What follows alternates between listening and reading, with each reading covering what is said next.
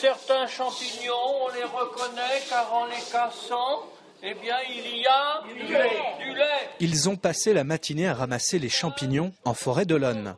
À l'issue de cette sortie, un déjeuner avec omelette aux champignons et une exposition de la cueillette du jour. Parmi la soixantaine de variétés ramassées, le très dangereux amanite phalloïde. Les amanites, est-ce qu'elles poussent qu'en forêt ou dans les prairies ou...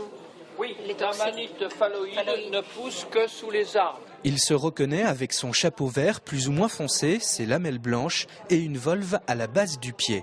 C'est ce champignon mortel qui a encore tué, il y a quelques jours, en Loire-Atlantique. Quand on a touché un champignon comme celui-ci, de se laver les mains.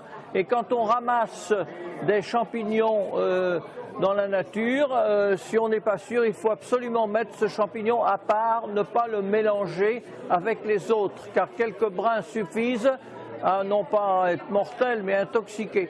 Il ne faut ramasser que les champignons que l'on connaît. Pour les autres, vigilance, il y a les toxiques répandus chez nous, comme la mycène rose et l'Ipholum en touffe.